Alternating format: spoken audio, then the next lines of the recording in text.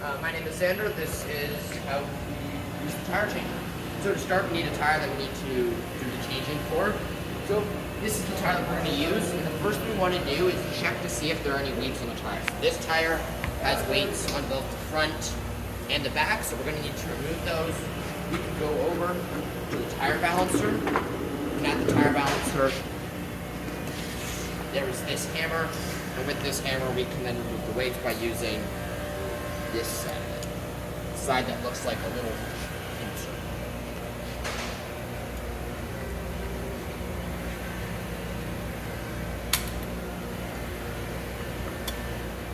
So we're going to get it in there. There's a tooth that you want to plunk into the top of the weight, pinch it, and then just pry it out.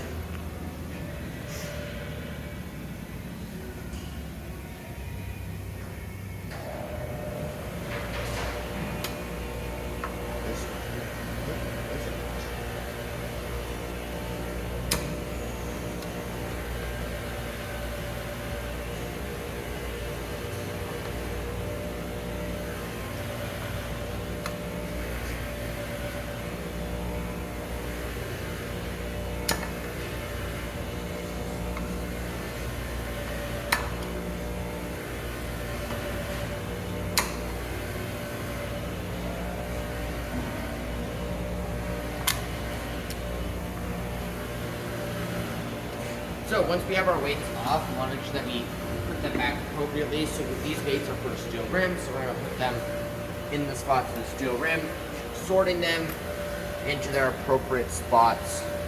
So that way the next person who needs weights knows where to find them.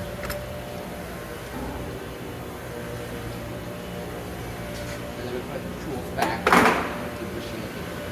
So now that we have this tire with no more weights, we can now remove the Schrader valve, which is the valve that you pump air through. It's right up here. You use this special screwdriver, and then you get that in there, then it locks, and then just undo it. You'll hear the air pressure go.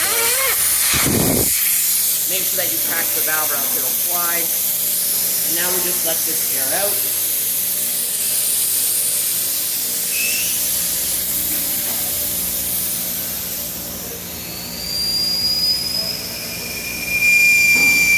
God, how much this sounds like a jet engine. We'll keep this the same noise. So while the last air is going out, we're going to get this in position by the boot. So we want to make sure that we don't damage the Schrader valve, so we're going to put the Schrader valve on the far side. And you're going to put this super close. We're then going to use the handle, pulling it up to go in, and push it down to go out. Pull it up and align it. That way when we press it in, we're going right beside the rim. And then you're going to press it in at least halfway through the tires. That way it releases fully all the way around the tire. And then you back it out. And then you're going to spin it around, making sure the Schrader valve is still on the outside. The Schrader valve is right over on this side. And then we're going to do the exact same thing. Push it nice and far in. And then we're going to lock it. Now we want to push the tire up onto the rack. We're going to lift it up the clamp. Lock. Check to make sure it's tight, it's not going to move. And then we can bring down the tower. So you push it up. Bring the tower up over. Using this button, we can bring the tower into position and bring it down.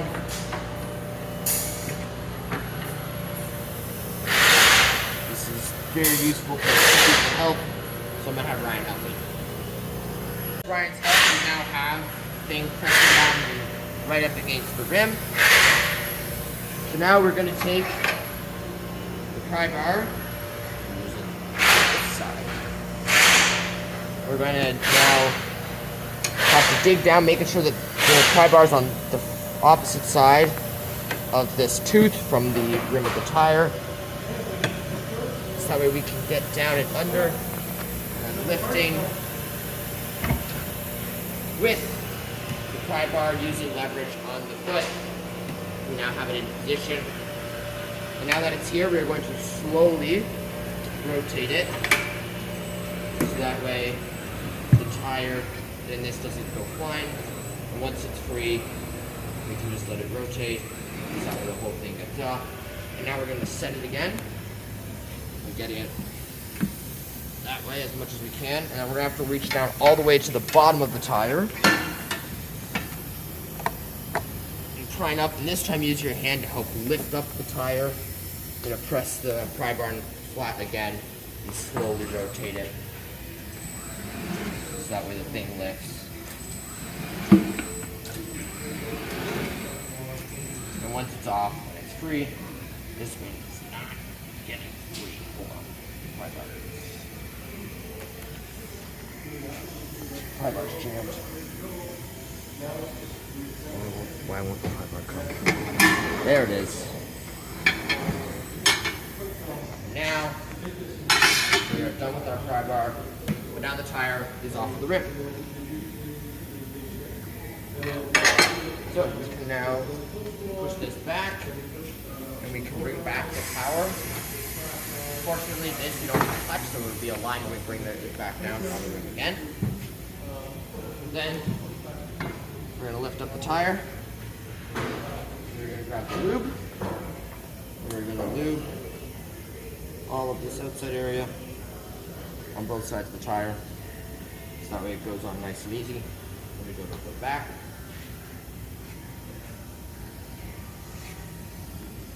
Make sure we go all the way around the tire.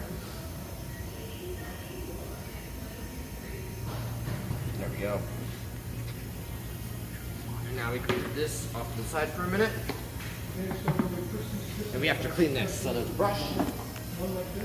And then we're just going to scrub it. And you can use the rotate system so you don't have to move that much. You can just rotate the whole thing.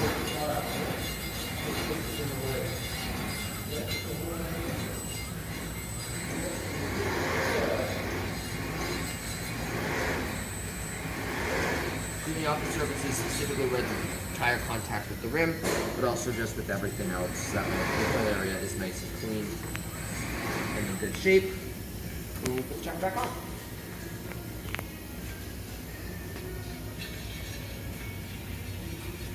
This is to get off the old lubrication that was once on the tire. It's now stuck on the rim. So, once it's all clean, put our tire back on. We want to put it on an angle so that way the tower can be in between the tire and the rim. And we bring back down the tower. Now the first step is a little bit easier. There, we have to get this, that way it goes over on one side, under on the other, like this, and then hold on this part. Hold down on this part. And then you want to hold down on this side so that way it slowly bring itself around. And then it drops down. Now it's got one side done. Now I have to do the second side. So we line it up roughly the same way, where we have it go over on this side and under on this side. This time we have to bring this arm over. And we place this arm over here.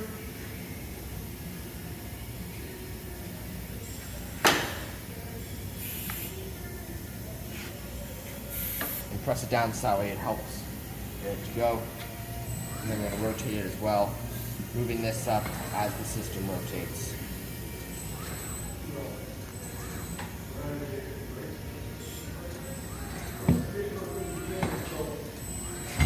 There we go. And now the whole thing is on. You can move everything out of the way. If you have a valve that has a sensor in it, so there's a sensor that detects the tire pressure on the car, then you want to make sure that you align the Schrader valve to be 90 degrees from the arm, so it'll be in this position whenever you go to put the tire back on or remove the tires, so that way it doesn't get damaged at all. And you also might have to use this tool for smaller or tighter tires that need a little more leverage to get them around. now just moving back the tire. Tower, sorry. Oh, there's the hose in the way.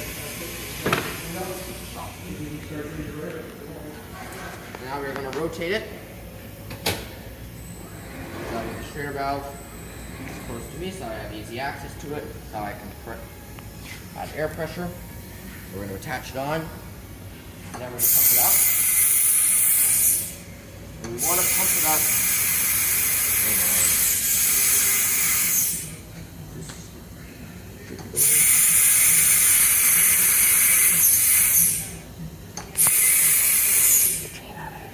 Get your hand out of there.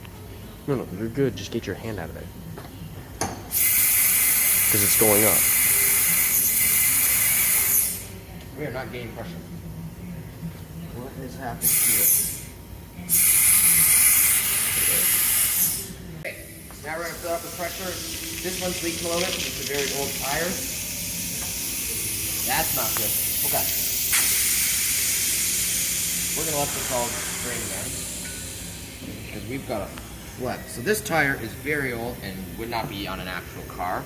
It would remain, it's designed for this purpose of teaching.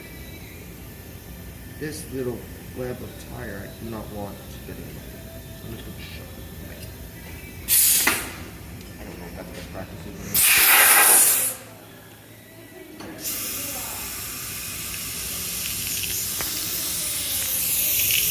Come on.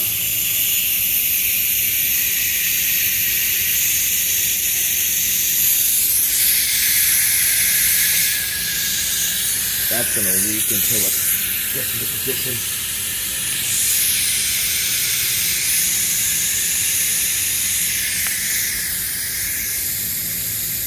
So there's a piece of rubber that's preventing this from properly closing, which is making this very difficult. You will not be able to pump this tire properly. If this were the case, tell the customer to not use this tire and to get new tires, because this tire will no longer be holding pressure. In our case though, I'm going to go ahead, but this tire would very much need to be replaced. So, if this were up to pressure, I'd be wanting to bring the pressure all the way up to around 40. So that way when I remove this valve, it goes down to around 35. You want to make sure that the tire is at 35 when we are done.